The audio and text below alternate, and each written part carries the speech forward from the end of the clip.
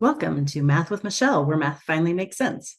Whether you're tackling high school math or diving into college algebra, I'm here to break it down step by step with real examples and zero stress. From algebra to functions, graphs to equations, I've got it covered. Hit that like button and let's master math together. Welcome to trigonometric functions of real numbers, but before we get started in here with trig, I want to go back to maybe your land of geometry days and just recall two triangles that you utilized a lot. You should have really known these really well for your ACT. So the first one is that 30 degree, 60 degree, 90 degree triangle, and your 45, 45, 90 triangle. And notice I put the degree signs on these.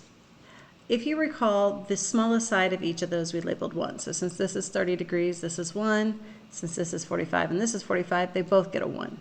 Now the nice thing here with Pythagorean theorem, we can find out that this is the square root of 2. And if you remember, there's a special relationship between the short leg and the hypotenuse, that the hypotenuse is double. So we can go ahead and use Pythagorean theorem to solve for our missing leg.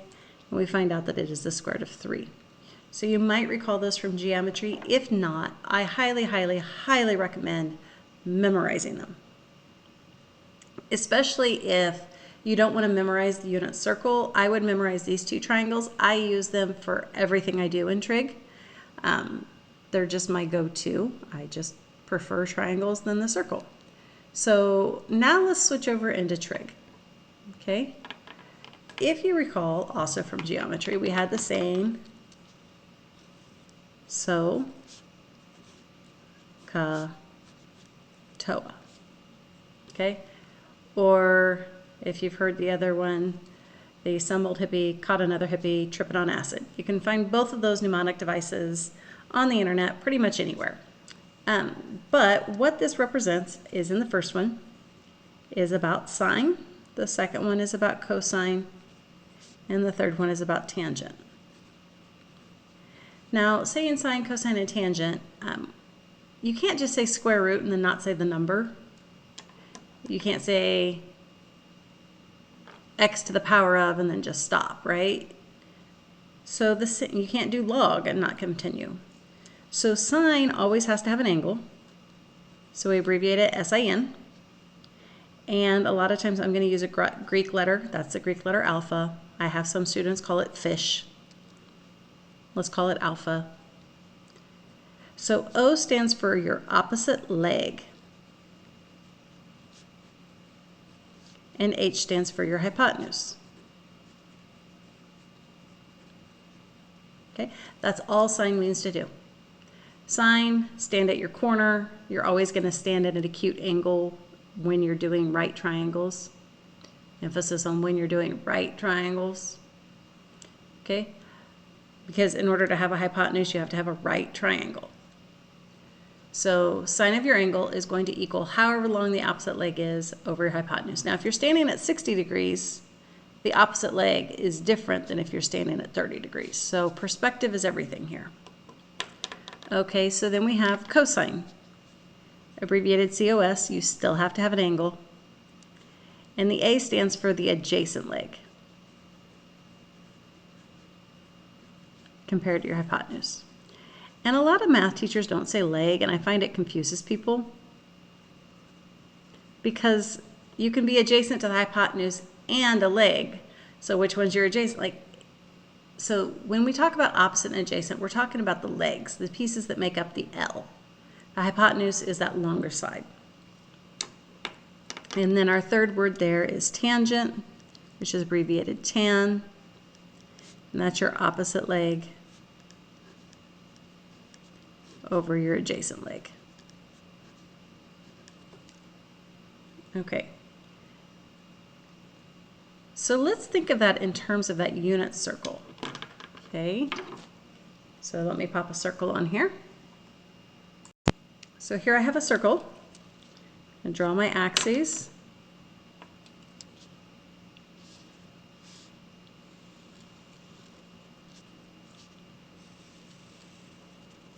Okay. And they're going to give you some kind of arc. which is going to be related to this angle, right? So the angle is going right there. Now, if you watched my last video, we talked about the point of termination. But if you'll notice, that point of termination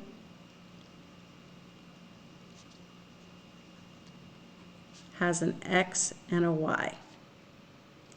And of course, our hypotenuse here just happens to be the radius. Now, if you're dealing with our unit circle, the radius was 1.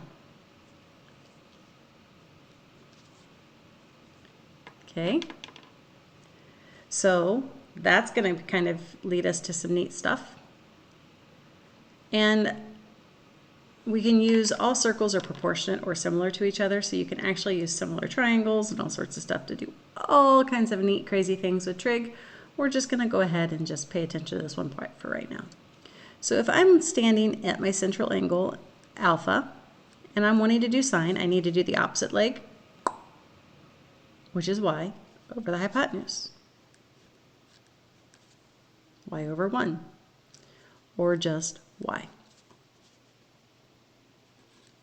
Cosine of alpha equals the adjacent leg over the hypotenuse, or just x.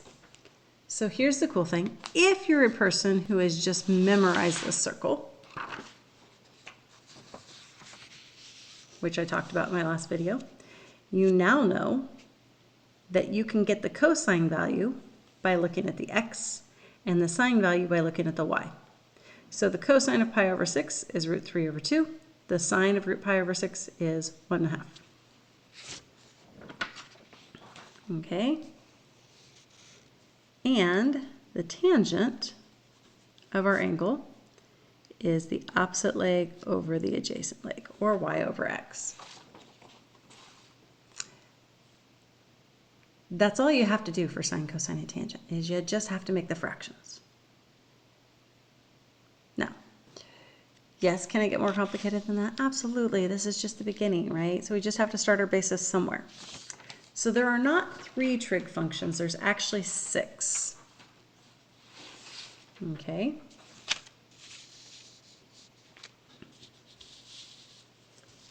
So we have cosecant, secant, and cotangent. These 3 are the reciprocals of the first 3. So cosecant is the reciprocal of sine, which means it's equivalent to 1 over sine of your angle. It is abbreviated the CSC. Secant is 1 over cosine.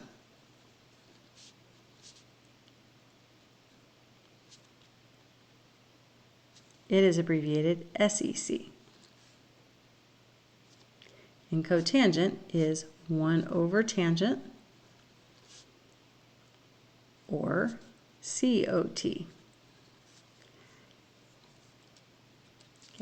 These 3 words do not show up in your graphing calculators. There's very few calculators that carry these 3 words. So you really have to make sure you understand how to type them in a calculator. I tend to try never to use these when I'm solving problems. I try to put everything in terms of sine and cosine. Sometimes I need these. I try to avoid them. Okay, so here's what we're going to do.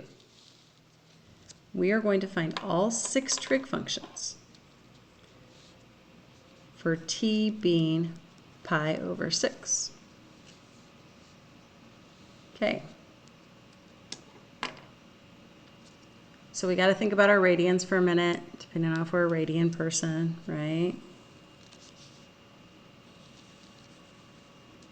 So on that unit circle, we're only going 1/6 of a pi. Now remember, 1 pi is all the way to here, so we're only going 1/6 of the way to 180.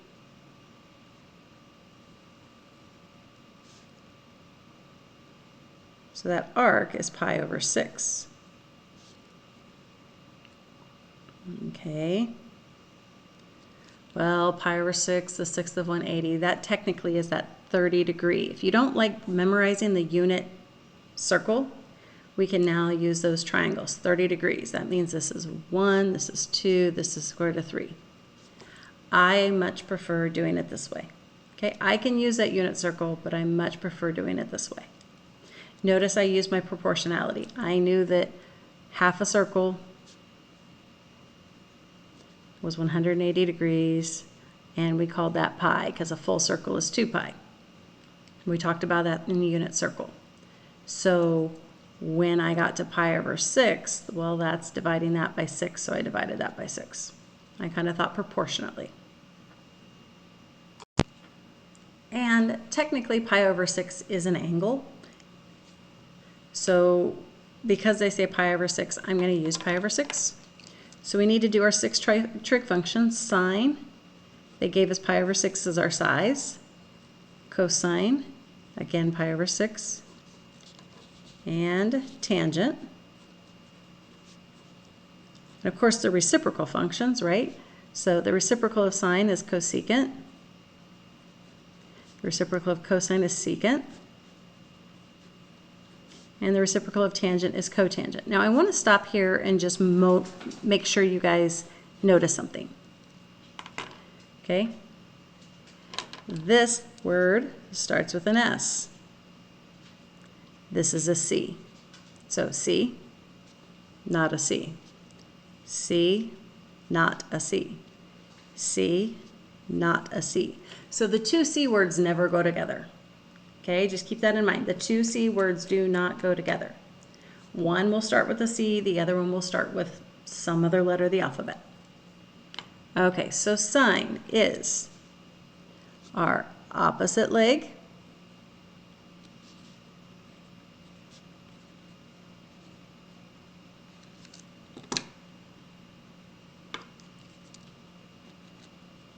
this would be our adjacent leg.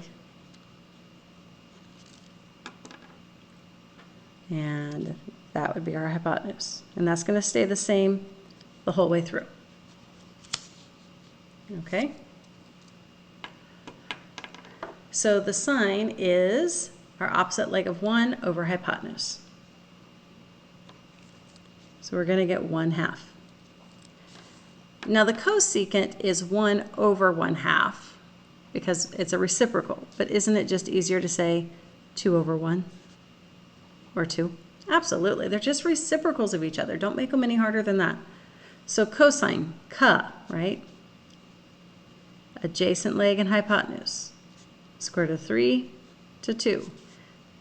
So this is 2 over the square root of 3, and then I have to rationalize the denominator. And if you don't know how to rationalize the denominator, go back and watch one of those videos in my Algebra 2 playlist.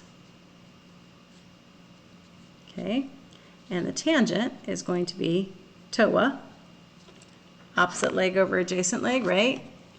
So the opposite leg is 1, the adjacent leg is the square root of 3. So if I do the reciprocal, I'll get the square root of 3 over 1. This one's nice, it's just a square root of 3. Here I need to fix it, I get root 3 over 3. That's it. Our 6 trig words are done. We found all 6 ratios. Okay, so let's try another one.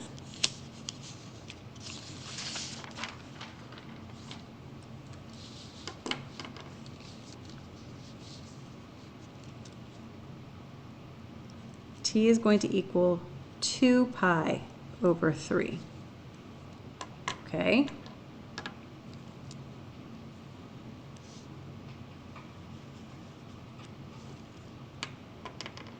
Well, I know pi is half a circle, or 180 degrees. I'm at 2/3 of a pi. So right there, there's my terminating spot, and I'll have a corresponding x and y. Okay, so 2/3 of a circle, that leaves 1/3 of a circle left, right? Because 2/3 of a pi plus 1/3 of a pi, which we just worked with 1/3 of a pi, and we had, but it was in quadrant 1.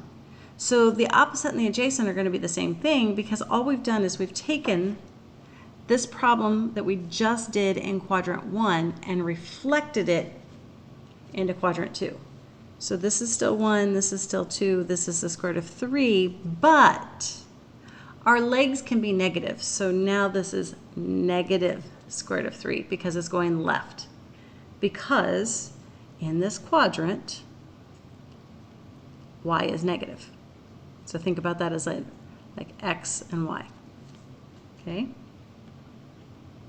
So now we're ready to do our 6 trig words.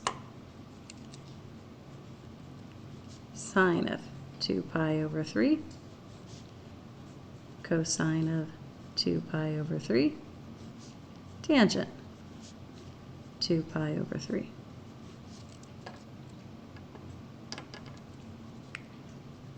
Cosecant 2 pi over 3, secant 2 pi over 3, cotangent 2 pi over 3. All right, so we're still standing at the origin. We just happen to put our t bar in there, if you remember that from my first video. Okay, so we're going to have our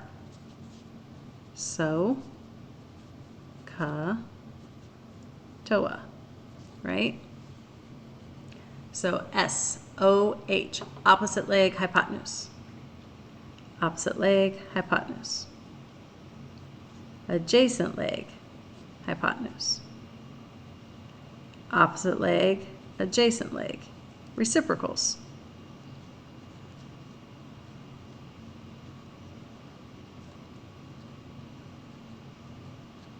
Okay, now I'm going to go back and rationalize the two that need rationalized. Negative root 3 over 3 and negative 2 root 3 over 3. So you'll notice that 4 of them are negative and only 1 of them is positive. Why is that? Well, because the x is negative, any of them that use the x or the adjacent leg became negative. Use the adjacent, use the adjacent, use the adjacent, use the adjacent. Those all became negative. So when thinking about it in quadrants, sine, cosine, tangent, and therefore the reciprocals of cosecant, secant, and cotangent. In quadrant 1, they were all positive because x and y is positive in quadrant 1. But when we switch to quadrant 2, sine remained positive, but anything that used an x, which is the adjacent, became negative. So what do you think is going to have to happen in the quadrant 3 and quadrant 4? Okay, so let's think about quadrant 3, and then we'll do quadrant 4.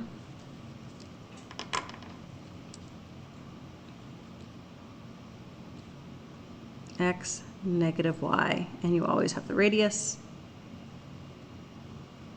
Negative x, negative y, radius.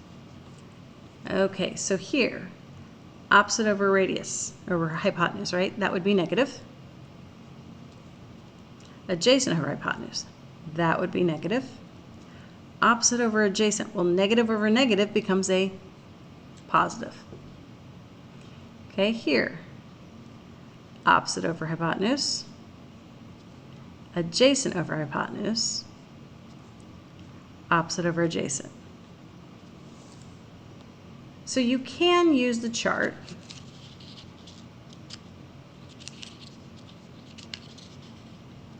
I don't like looking at it like that. I like to look at it in a little more visual form.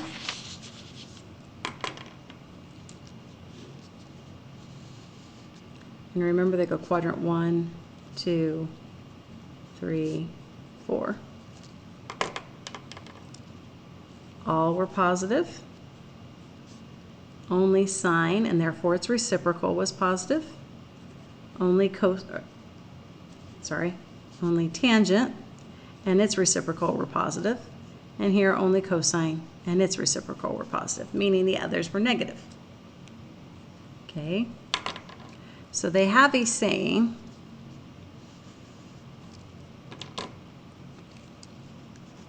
all students take calculus. One year we were doing like a #X or something like that, like putting your phone down, and I made up a silly one that said stop all text and calls. But that didn't kind of go with the quadrant circle, so didn't really make so much sense, but hey, it was what it was.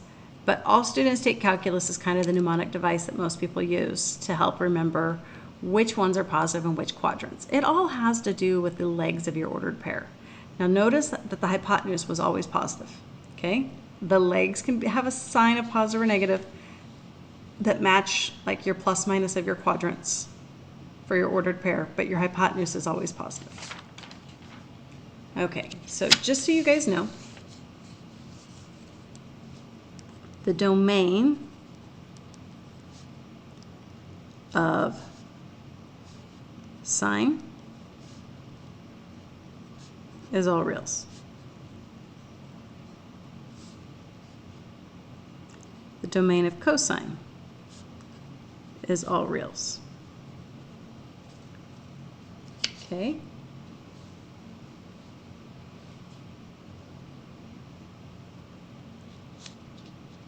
Now, the domain of tangent. Remember, tangent was opposite over adjacent. So opposite over adjacent.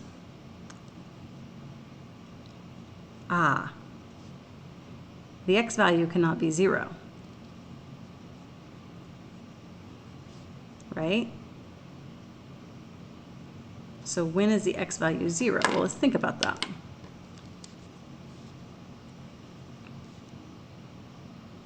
Here and here, right? So if the x value is 0, we have problems. So tangent is all reals except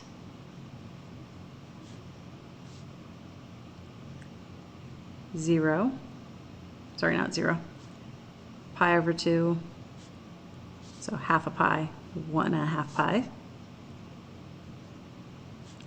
5 pi over 2, 7 pi over 2, etc. We're going to get lots of domain errors, but they're going to be always, and it's going to happen here, and then here, and then here, and then here, and then here. See how I just keep spiraling out and finding more domain errors? Okay. So, cosecant, right, is 1 over sine of x. And remember, sine of x, or it's the hypotenuse over the opposite. Oh, so y can't be 0. Y is 0 at, oh, that's the spots on the x-axis. 0, pi, 2 pi, 3 pi, etc. Cosine, the reciprocal of cosine is secant. Cosine is your x, so this would be 1 over your x. Oh, so it has the same domain errors as tangent. All reals except, I forgot to write not, pi over 2, 3 pi over 2, etc. Right? And since cotangent is going to be x over y, y can't be 0, so it's got the same domain as cosecant. all reals except 0, pi, 3 pi over 2, etc. Okay? Now, there is one cotangent function that your calculator has trouble with, because your calculator can only do y over x and then do the reciprocal of y over x to get cotangent. But since it can't do the tangent of pi over 2, it also can't do the cotangent of pi over 2. So our calculator is going to have issues with any cotangent that's on what's called a quadrantal angle. So if it's on an axis, our calculator may have trouble with it. So just keep that in mind. Okay? Now, because of all the, so we just talked about how our cosine was our adjacent, which is our x. So do you see how these have the same x value, and these have the same x value, and these have the same x value? So quadrants 1 and 4 are matching. These have the same x value, same x value, same x value. So when it comes to cosine, it's foldable like this. Okay? However, when it comes to sine, these don't have the same y value. These have the same y value. Here and here. So there's a lot of symmetry going on inside the circle. So some things that are helpful to know is an even function versus an odd function. Okay? Cosine is technically the only even one, and I say technically. So the cosine of a negative angle is the same thing as you're going to get for the same positive angle. But while I say technically, don't I have to actually include its reciprocal? Yes, so if I say something is equivalent for cosine, it's probably also true for secant, because that's just 1 over cosine. Okay, so the odd functions. The sine of negative t equals negative sine of positive t. So see how this had the negative that came out here with a negative, without a negative, it matched. And therefore, reciprocal true is that? Yes, absolutely, the reciprocal function is true. But tangent of negative t is equal to negative tangent of positive t. And you can use those to your advantage. And again, technically, yes, CSC of negative t equals negative CSC of positive t. Cotangent of negative t equals negative cotangent of positive t. So do you have to actually know that? No. Can you always use your legs and things like that to help you out? Absolutely. Okay.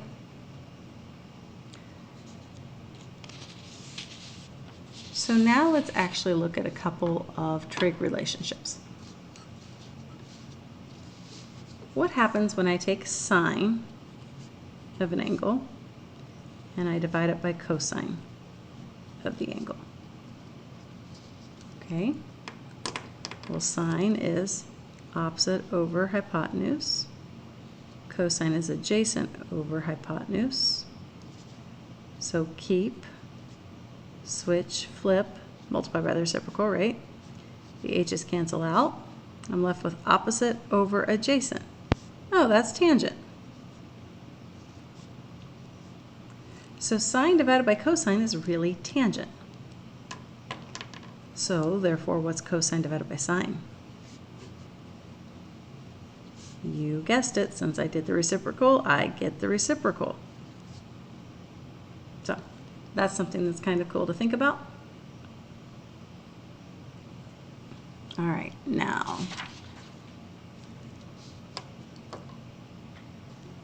get a quick rough circle here.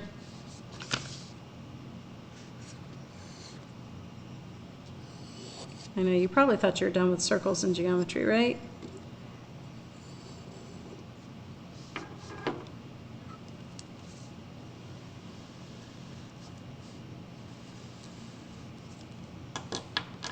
Okay. Remember the unit circle, our radius is 1.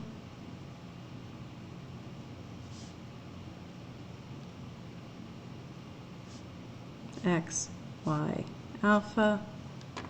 We said earlier that the cosine of alpha was x over 1. The sine of alpha was y over 1, so I just didn't write over 1. And if we remember from geometry, x squared plus y squared equals 1 squared. Pythagorean theorem, right? So we're going to do some substitution. Instead of x, I'm going to write the cosine of alpha. Instead of y, I'm going to write the sine of alpha. They don't like writing it this way, so they usually abbreviate it cosine squared plus sine squared. There you go. There's your first trig identity. This is a rule. Okay? Hard and fast rule. You will want that rule a lot. Okay. Let's say you took this cosine squared, and they usually write it sine squared plus cosine squared. I don't care which. And you divided everything by cosine squared.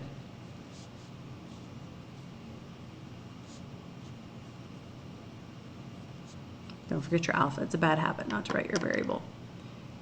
You will wind up with anything divided by itself is 1. Sine over cosine is tangent. And 1 over cosine, the reciprocal of cosine, is secant. Boom. Okay, what if we had taken cosine squared plus sine squared and divided it by, instead of cosine, let's divide it by sine.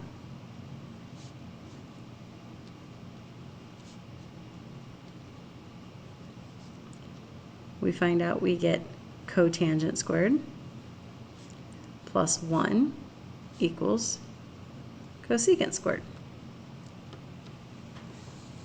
So by taking what we had in black and using substitution, we got purple. Then we divided and we got the pink, then we divided and we got the green. So we now have, that was just Pythagorean, right? 1, 2, 3 Pythagorean identities. They're technically the same equation, just scaled. But we can think of them as 3 separate equations as well. This can actually really, really help us. Okay? So they might say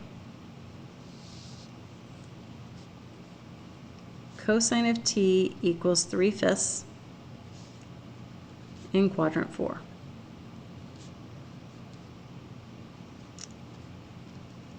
Find the remaining trig ratios. Okay, well,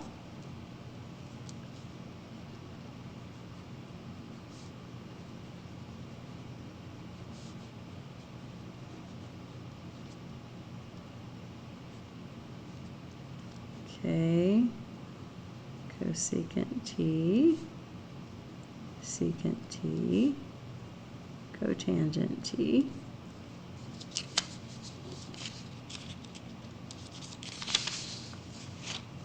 If this is 3/5, this is 5/3. That was pretty easy to figure out. And all students take calculus. Only cosine is positive. So this is going to be negative, this is going to be negative, this is going to be negative, and this is going to be negative. Check. All right, and from our Pythagorean identity, we said sine squared plus cosine squared equals 1. So sine squared plus cosine equals 1. So sine squared plus 9/25. So sine squared equals 16/25. Then I'm going to square root. So the sine of t equals plus or minus 4/5. We already said it was going to be negative, so it's negative 4/5. So this means negative 5/4. Okay. We can do something similar for 1 plus tangent squared b and secant squared. 1 plus tangent squared equals secant squared. So I put that 5/3 in for secant. So 1 plus tangent squared is 25/9. Subtract 1, right? Tangent squared equals 16/9. So tangent is plus or minus 4/3. And we already decided it is negative. So 4/3, so 3/4. That is one way to do it. And that's just using formulas. I actually don't like that way. So if you didn't like that way, scratch it from your brain, come back. Okay, cosine of t equals 3/5. We're going to draw our axes. I know that t is my angle. There's t. We're in quadrant 4. Cosine is my adjacent to my hypotenuse. And if I did 3 squared plus something squared equals 5 squared, I'd find out that missing part is 4. And since it's going down, it would have to be negative. So write 3 down 4. Sine t, cosine t, tangent t, cosecant t, secant t, cotangent t.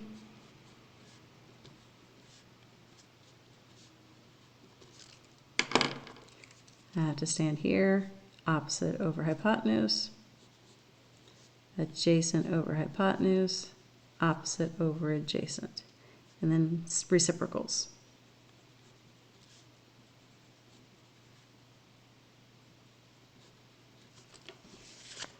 Are those the same 6 answers we got? Absolutely. Here, I've used my Pythagorean identities. Here, I used a right triangle. Which way is better? Well, that depends on how your brain works. So it's really up to you to know how to do that. So while you're working with these things, the most challenging is to communicate one thing in terms of another. So you might hear it say, right tangent in terms of cosine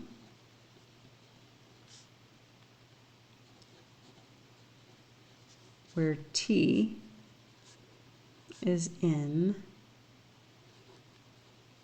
quadrant 3. Okay, well, I always like to start off with the most basic things being, my most basic identity is sine squared plus cosine squared equals 1.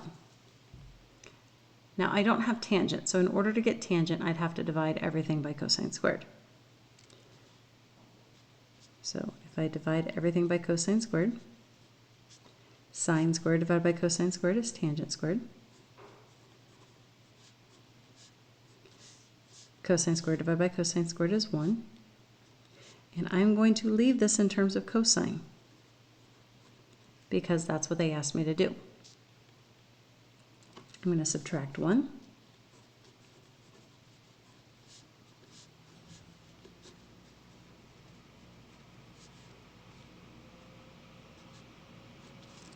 Okay, I want to make it a single fraction, so I'm going to write tangent squared t equals 1 minus cosine squared t all over cosine squared.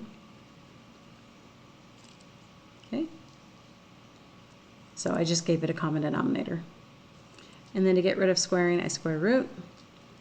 tangent of t equals plus or minus.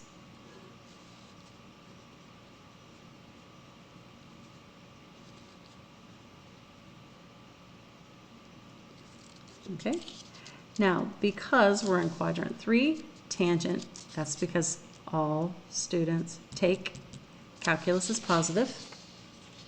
So now we've got tangent of t equals the positive. I cannot do the square root of the top, but I can do the square root of the denominator. Okay, and the reason we chose positive is we're in quadrant 3. So now I have written tangent in terms of cosine because it's a tangent equals, and the only thing we talk about is cosine. Thanks for learning with me here on Math with Michelle. If this helped, give it a like and don't forget to subscribe for more clear and simple math lessons. Got a question or topic you want me to cover? Then drop it in the comments. Until next time, keep practicing, stay curious, and remember, you've got this.